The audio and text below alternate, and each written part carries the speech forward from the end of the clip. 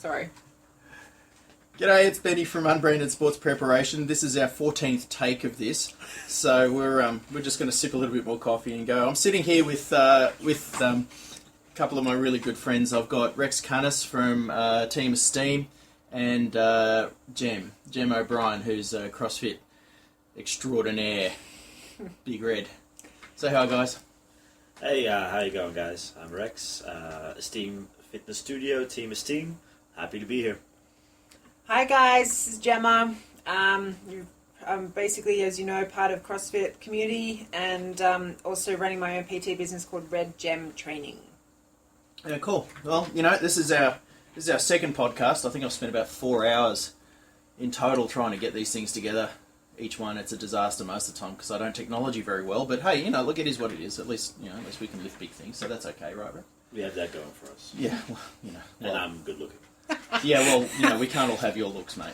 You know, it's the Dutch. It's the redness. It's the redness. It's the redness, for sure. Yes, it's a short, fat Asian weightlifter. My God. Jesus Christ. So, you know, what's been happening in your camp? Summer's coming. There's a lot of competitions coming up for weightlift on my side. You know, over in, we've got Nationals coming up late November. We've got the ACT State Championships in December, which are coming up on December 13. We're busy preparing the weightlifting team for that. And, you know, they're right in the middle of hurt locker pain right now, so, you know, they're in heavy loading week, and it's kind of all BS for them. But, you know, it'll come good as we start to taper. They'll start to like me again, so, you know, for the moment, life sucks. But, hey, whatever, you know. And what's happening in the strongman world? Strongman competition are in a full swing, so a lot of heavy stuff being lifted at the moment. It's great. Yeah, hopefully we'll get to do some competitions pretty soon. Just get involved. We were going to do a Highland game competition that wasn't quite happening in the end, but yeah, hopefully we'll diverse out a little bit, do some powerlifting, do some strongman, do some weightlifting, do some Highland games, just enjoy the full spectrum of strength. Yeah. Well, you know, summer's up, right? So that's when it all starts to hit, you know, and speaking of summer's off, lids off, huh? Good old CrossFit. Yeah, there's a lot happening in the CrossFit community. This is kind of main game season, I suppose you could call it. We obviously have the Opens that come up in February, March sort of time frame, but this is around the time where a lot of local competitions, both in New South Wales, Canberra, etc., they're all really getting into the swing of competing. So lots of different options. In Canberra alone, we've got a few coming up. One is in December, December 6th. And that's the Smash Clash, and I'm sure that there's a number of Canberrans who'll be listening to this who will get into that, as far as I know. That's Bernie's gig, isn't it? Yeah, Bernie, that's right. So, yeah, actually, I saw one of the guys from Smash this morning whilst I was out having breakfast, and, had a bit of a chat, but still, no pointers, don't come to me for any inside info, guys, because I know nothing. And he's very tight-lipped about it. Well, at the moment I think they are, but I think they're going to sort of leak, you know, maybe some ideas later on down the track as the comp gets closer. Yeah. There's obviously other comps in Sydney, but the other one I'm focusing on personally is not until January, which is the Gosford Let's Start a Riot. That I think is their 4th year running now. Yeah. It's the Tyleys. They run a great show. Big comp as well. Like, this one's a 2-day comp. This year I did it. It was 9 events in 2 days. It was probably one of the most challenging I've ever done, but it was awesome. So, just also though, Rex, just going back, you're doing like a strongman demo or something at the Canberra... The Get Active Expo, that's right. Come November. It's going to be great. Going to show some of the classic events, some of the carries, the stones, the logs. Just having a good time. So if you're keen to come along, the 15th of November, Get Active Expo. I know the X is going to be there with the stall. Yeah, we've got a stall there. And we're also running 2 weightlifting demonstrations as well. One showing some of our novices, and another one showing some of our more advanced people. Cool. Which is going to be cool. The team will be there, and you know, with the red X's on our backs, it's going to be great. Lovely. But I'm kind of keen to look at. I actually want to watch your strongman demo. I think that's going to be unreal. You're going to have some big cats there. Yeah, it should be fun. We should have some strong dudes and chicks. We should actually have quite a variety of people. People who are a little bit more advanced. People who are just starting out. So that's always the fun stuff. You see the difference in technique and difference in just Being a little bit more familiar with the equipment, that makes a huge difference. Yeah. Strongman. Now, you yesterday, because I was talking to Rex yesterday about stones, and because I've got a whole bunch of molds sitting here, and we're going to make some really cool multicoloured stones. They're going to be pretty pimp.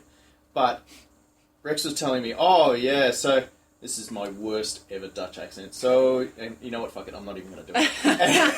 But he was telling me about. Yeah, that's pretty bad. I know, right? I do everything terrible. But you were telling me about this enormous friggin' collection of stones. Yeah, I'm actually really excited about this, and this is my best Dutch accent. Might have a line on a nice big fat stone, 155. In pounds? Yeah, sure. Not CrossFit, dude. Shirt is on. Don't start with that, Rex. I'm sure there is at least one of our listeners who's probably going to get on that wagon, so shush you. So yeah, it's hopefully it all goes through, but I'm very hopeful that we have some big rocks to hoist around. How do you deal with 155? How do you deal with 150? I mean, the thing's got to be like 3 feet wide. It's a big stone, so the challenge is you want to pick stones up with straight arms as much as you can. The more you bend your arms, the more chance you have to tear a bicep or just like general nastiness. That would make sense. So, I mean, the bigger you are, the better it is. Like the big stones for little guys are tough. So the bigger a frame you are, the easier it is to pick the stone up. And for the rest, it's just tacky yourself up, because you're not just going to pick it up with your bare hands. You're going to need some glue on your arms and rip some skin off and work on your deadlift. Yeah. So deadlift is a good compound for working with atlas stones. Deadlifts, front squats, overheads, that's pretty much the basis of strongman. Right. Front squats, back squats. Yeah. Both have a place, of course. Yeah. So you can do a very good strongman program training sort of like a powerlifter, just replacing bench with overheads. Okay. Because you still need that max strength. Yeah. But you don't need pretty much bench strength too much. It's more an overhead sport. Yeah. And Jem, you've been using a lot of, since you started here at the X, you've been doing a lot of strongman work. Mm-hmm. You know, you're in there under the stones, under the logs, under the whatever other hideous crap is out there. Yeah. Hopefully not under the stones. You're doing it wrong. Well, this is true. I'm getting around the stone, let's say. And how's that translating over to your CrossFit work? Because I see some CrossFit boxers using, some certain elements out of strongman and things like that. Do you think, Oh, massively. Tell us about that. Yeah, no, massively. There's a huge transfer. For me personally, being able to do the strongman stuff, it's just pure brute strength, and it's your absolute, absolute strength, really, that you're working at. So it's maximal capacity, hard in terms of, it really hits the CNS really hard, and a lot of people struggle to actually recover from it. I know a few CrossFitters who've tried strongman and tried to continue doing it back to back as well as doing CrossFit, and it's too much for their body to handle. They don't find that they recover because it is such an absolute strength kind of sport. For me personally, though, I'm kind of built to lift. So, I have got strength. I have strength. I have long limbs. I have a fair decent amount of muscle on me, and I've always never had really an issue with strength side of training. And strongman, it's just fun. It's just, you pick up heavy shit and throw it around or try to throw yourself around it. Like in my case with a 40 kilo stone. Yeah. With the same height. Yeah, exactly. And trying to get it up over the yoke. On the bottom setting. Yeah. Like a free throw for you. Now, but you do see it a lot more recently. I'm not that well immersed in the world of CrossFit, but I do see a trend into getting more strongman events in CrossFit. Yeah, see the yoke coming out a lot more stones. That's it. Like I've done comps where we actually did do a 3-person yoke carry. The yoke had, I think, 240 kilos, and there was 3 people where one had to be in the middle and one either side. That was the with the auxiliary handles on the yeah. side. That was the SmackDown, the CrossFit Southwest Sydney SmackDown, which was not this year's one but last year's one. Yeah, that's a big event. They had logs in that as well. They did. 60-kilo log clean and press. Correct. And girls only had 40 kilos, and for girls 40 kilos isn't really a heavy weight. Like, that's considered a moderate weight these days. Well, for some it's a lightweight, but for majority it's a moderate weight, and to move that in the log press and so on, like clean and jerk sort of a log, a lot of girls really struggle with that. That was because it was just such a different implement to use. So for me personally, like it's definitely improved my deadlifting. My deadlifting's gone out of sight. Like my lifts have gone up. My squats have gotten so much better. My overall stability and core, I think, has gotten stronger as well from things like the yoke. Carrying 200 kilos on my back was never something I thought I'd be able to do, and I was like, just carry it for 30 meters, and it was hard, it was painful, but at the same time it's empowering as a woman as well, doing it, like not only a CrossFitter but also as a woman being able to lift those kind of weights. And I'm sure some of the other girls who've tried it would attest as well. That's so true.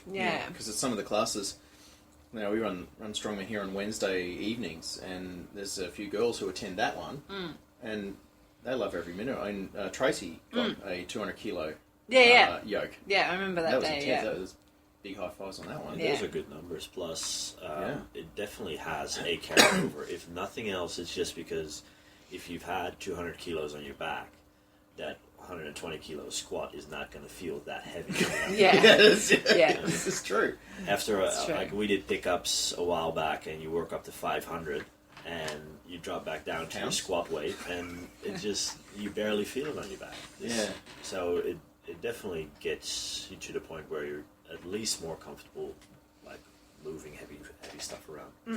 That's a real point, because I notice movement in strongman is a big thing. It's not just pick it up, put it back down. Like, okay, so you look at the snatch and the clean and jerk, right? So this is my world. Snatch and the clean and jerk, your feet move, but they move inches, right? And it's a significant way. It's very, very fast. But a strongman, so, and I translate this, I translate the clean and jerk over to the log clean and jerk, right? Which is a fundamentally different movement, but I've used that to help rehab my shoulders, which are just rubbish.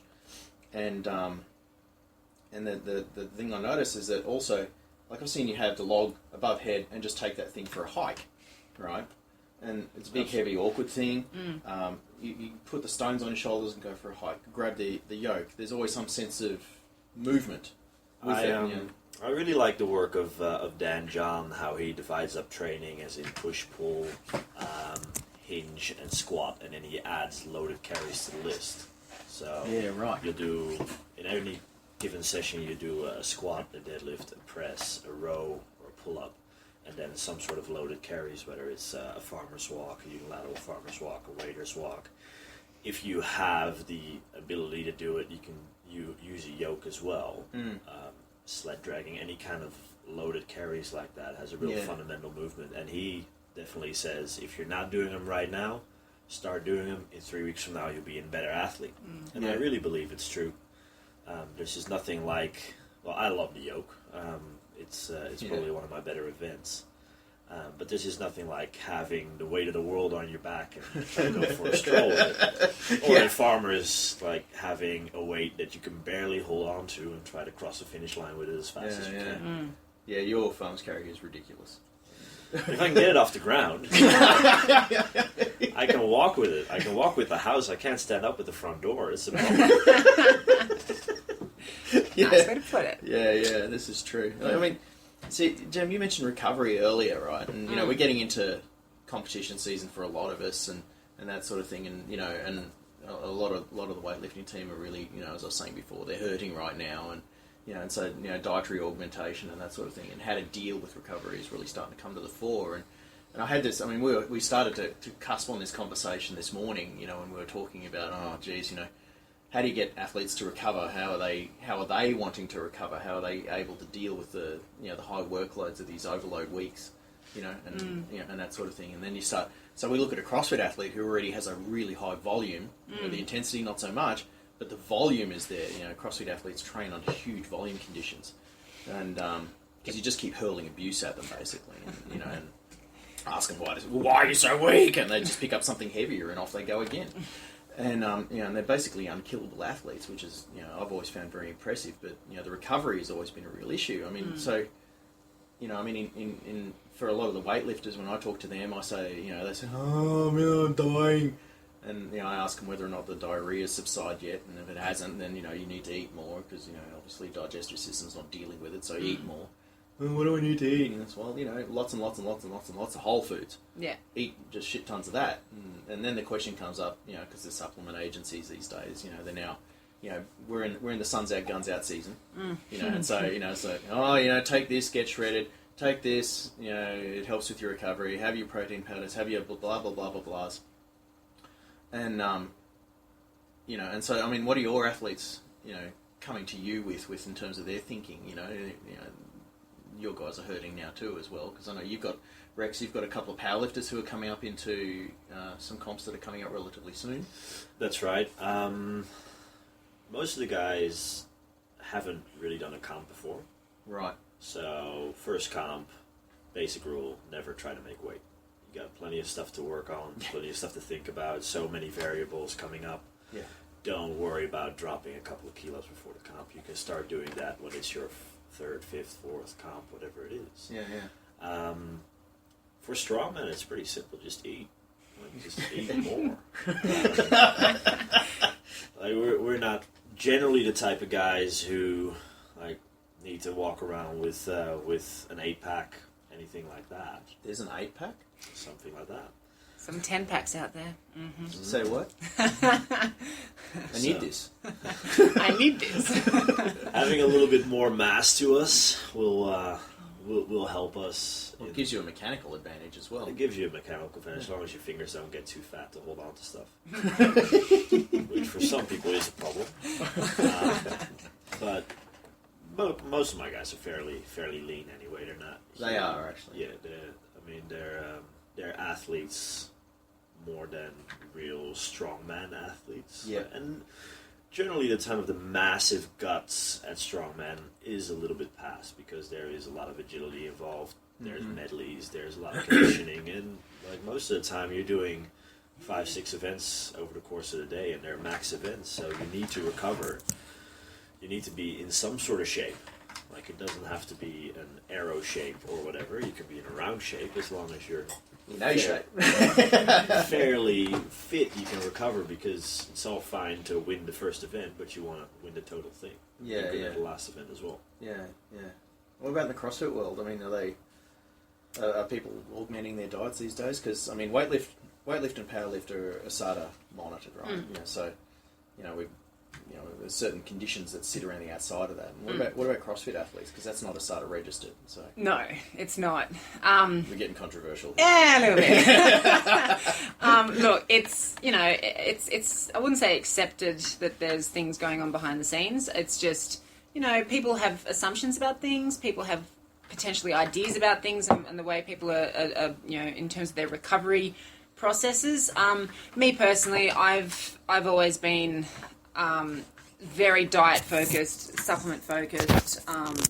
It's been a real that kind of journey for me, particularly considering I've been working with Amanda Allen, who's one of the top CrossFitters in the world. I mean, she is the world champion CrossFit athlete for the Masters 40 to 44 age range that was the really last cool. 2 years. Yeah. So, and I've been working with her for a few years, and she's really instilled an idea into my head of recovery practices, which I pass on to my athletes as well and my clients. And I'm all about making sure, that ultimately your diet is so important. I mean, you can have all the supplements in the world, and if you've got money to spend on supplements, then hey, go for it. But at the end of the day, if your food's rubbish, then your recovery is going to be rubbish. On top of that, though, with CrossFit, and it's the same, I suppose, with weightlifting, powerlifting, strongman, etc., we are smashing our bodies to such a degree every day. So if you're spending that much time and effort trying to push yourself in a training environment, you've got to spend the same amount of time, if not more, in a recovery environment. And that can be anything from massages to, to going and getting some kind of treatment, acupuncture, physio, all that kind of stuff done. And that's all part of recovery as well. Yeah. Me personally, I'm a big fan of Bikram yoga. Yes, it's a bit crazy for some people, but I find it's very cleansing, you know. Rex and I have just gone, really? Just looking I've done it once. Just looking at the facial. Not very well, but I've done it once. Your strongman boys have specifically said to me, I want to come along with you to Bikram one day, Look, Gem. we're definitely going to go to Bikram one day. We're going to be wearing the funny pants. It's going to be hilarious. I'm there with a camera, I'll tell you that right now. So, Yeah. But no, for me personally, I like to do things that are like I find relaxing and I find therapeutic. So Bikram is one for me, all right? Yeah. Swimming is another one. You know, swimming, again, Rex just shook his head at me. I love swimming. Steals gains. Yeah, it's all about the game stealing. But yeah, so, but it's funny actually because on the weekend I was up in Sydney at the Men's Fitness and Fitness Expo, and you know, we had the Men's Fitness and the Shape Fit Chick Challenge. Yep. And Klokov was actually there with Charles Poliquin doing a little conversation thing in front of everyone, and you know, a bit of a talk really. It just went for about half an hour.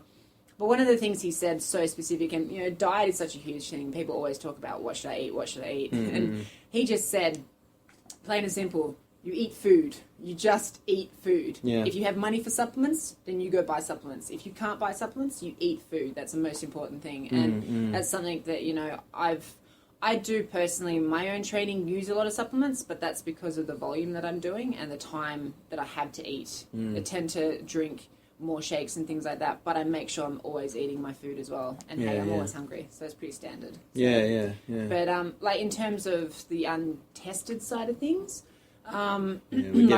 like I said, it's controversial. Yeah. And, you know, there's no absolute definite, yes, this is absolutely happening, but, you know, people are making assumptions about things. So it's hard to look at the way that CrossFit's evolving and the level at which people are able to push their bodies and what they're getting out of their bodies, you know, from strength to fitness to whatever, and kind of look at it and go, really? Is that natural? Who knows? Honestly, who knows? But if that's their choice, if that's what they want to do at the end of the day, that's their choice, and it has no bearing on me personally. So, because I know, I mean, in the circles that I've run in for the last several years now, I mean, used to be, you know, involved in supplement, you know, retail and, you know, manufacture and all those sorts of things, and you know, and that was everything from fenugreek right all the way up to the, you know, the thermogenic fat burners and everything in between, you know, of which the bulk of it really is in your pre-workouts, your protein powders, of which whey protein concentrates really, that's kind of the only really one that matters.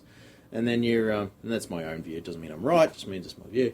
And the BCAAs, of which, again, in my view, I think there's only like 2 or 3 products out there that are actually any good with respect to BCAAs. And of course, take your fish oil and eat bacon. But and do squats. of course. Exactly. Hello. And every day, leg day. But you know, when you know, and I remember back in those days, and even now, you know, there's a lot of people. I say a lot of people. I mean, like 1 or 2 have asked me, you know, you know, is there anything else that I can do? And it's that question that comes to me. It's like, anything else? So you mean peptides? And so I'm like, and I guess my response is, you know, again, this is my response, and it's not necessarily what I endorse from you know, someone who is, not necessarily, it isn't something I endorse for someone who is going to compete, but these things are out there, and there are athletes out there that are using them. But I guess I do draw interest on another federation that that I don't have associations with, and there's a couple of them that are running around, and these are international federations, and one of them turns a blind eye to use of, you know, we'll say augmentation, and the other one turns a complete blind eye, if not hands them out, and then you sort of look at the I guess the abilities of those athletes to recover from their training, right? And so, like, the augmented bits and pieces don't necessarily make you big on their own, but they help you to get there because you can recover, and if you can recover, you can train harder. And this is the dietary rest recovery equation that we were just discussing now. And so, you know, and I guess it's interesting and it's controversial, You know, because I know it's out there. I see our athletes, you know, get allured by that, and you know, and it's a really complicated conversation to have. You know, to say, well, are you going to compete? Because if you're going to compete, this is my view. If you're going to compete, then go clean. If you're not going to compete, then it's kind of up to you. It's your body. It's like smoking, right? It's like smoking, drinking, and driving your car fast, which you can all do at the same time. But wear a helmet. Wear a helmet. It's a good choice, you know. But I guess it's to me up to the choice of the athlete, you know. But don't be on the juice if you're going to compete with others who are not, because then what are you winning? Nothing. So, but I mean, you know, where are you guys from on that? Well, that comes into the ethics of it and stuff as well. But I'm with you, to be honest. I think that everything has its place, and you know, as much as it's proven that there's, well, maybe not so much proven, but it's understood that there are adverse effects to, you know, extra, let's say, augmentation, as you put it. You know, the fact is that if your desire is to see what your body is absolutely capable of, whether or not that's clean or otherwise, and you're not competing, then if it's not going to harm you, or if you choose to go down that path, then that's your choice. Like, I personally don't have an issue with it anymore. I used to. I absolutely used to. I was very against any kind of anabolic, you know, concept in terms of taking anything to help in that sense. And any of the dark stuff. Let's say that. But then, you know, I've had conversations with people about this, about the use of that kind of substance as opposed to supplements. And even though supplements are natural, you know, there's a lot of supplements that I have seen and I've sold, and I've ran supplement shops as well, just like yourself, Benny. And I've seen stuff come through those doors, and you know, in product form, which are banned on the ASADA list. Now, that's not that's considered to be a clean supplement. However, it's not really that clean in a competition environment. So then that fine line of what is clean and what is not gets sort of a little bit grey, you know. And like I said, I used to be against it, and I've changed my tune, and purely because I think that at the end of the day, it's your choice. And yeah, if you're not competing and your purpose in life or your desire is to find out exactly what your body's capable of, whether or not it's how lean you can get, how strong you can get, how fit you can get, whatever it is. If you're if that's what you choose to do, then so be it. Go for it. You know? Yeah, it's definitely for myself as well. It's a matter of where you are and what kind of circles you are. I used to be fairly into the Olympic lifting. Used to have fairly a little bit. You were way in. I was in. I used to have a role in the Dutch Federation of Olympic lifting, and in that world, just steroids are bad. Yeah, it's just something that you use if you can't hack it. It's just something you use if you want to cheat. And after I retired, because I'm an old guy, after I retired from Olympic lifting. Can I just point out... Small people don't age No. fast. Can I just point out the fact that Rex is the youngest in the room right now? So imagine what you are. A bunch of geriatrics doing the podcast. Hey, I'm 1 year older than you, buddy. Watch it. Jerry. Listen here, just because I don't technology very well, it doesn't... Oh, wait a minute. It does. It does. But at the moment, like when I retired and went into basically general gym stuff, just trying to get strong. Get swole, chasing that pump. You talk to a lot of different people, and you come to the conclusion that it's everybody's own choice. Yeah. Like, if somebody decides to cheat, they decide to cheat. It's like, it's up to them. Now, as strongman, we usually don't get tested like most federations. You do have natural federations where you can get tested. Yeah. However, the stuff that you see on TV is all untested. Yeah. So are they using enormous? Yes, they're on everything. Their base cycle would kill like a mammoth. These guys take it, and that's what we want to see. We want to see superhuman feats of strength. We want to see them lift cars, and we want to see them like do absolutely ridiculous stuff, log pressing over 200 kilos. So what? I mean, some of these guys are way over 200 kilos. It is absolutely insane. At the Arnolds this year, they had about a 600 kilo yoke. What? gosh. Son of It is ridiculous the sheer numbers that they put up. The tire deadlift in the Arnold's is honestly I forgot. I think it's about 1,300 pounds at the moment that they 1,300-pound deadlift. Yes, these are the biggest dudes. You can do strongman and be clean. Yeah, just like any sport, you can do it and be clean. If you want to be the best in the world, you better talk to your chemistry teacher. Because you're going to need a little bit of help to compete with the Zavikas and the Brian Shaws and the Half-Thors. But it's your own damn choice. Do whatever you want. Yeah. And I guess that's also sort of the point, isn't it? It's we're all on our own trips. We all get to figure out where we're going to go, and the inputs. You get out of the gym what you put into the gym, and insert t-shirt quote here, but it's when you're talking about these heavily augmented diets. Diets? Do you really eat? Yeah, you just eat everything. You just eat everything. You? So. You just eat everything, and yeah. So anyway, but look, it's a controversial point. I think it's good for the audience to be able to hear, I guess, some views that are open and that have heard pretty much every argument. I mean, I've heard countless arguments. All of us have, because when we're coaches, you get to hear everything from the athlete's perspective. You get to hear what other athletes are doing, what other coaches are doing, and that sort of thing. And I guess that's to me that was an interesting point to sort of bring up. And I mean we were yakking about it for about half an hour beforehand anyway, so that sort of all works, because Rex was showing me, I think, this video. How heavy was that deadlift again from that fella you were showing me? It was insane. That's called Ingvar Christensen.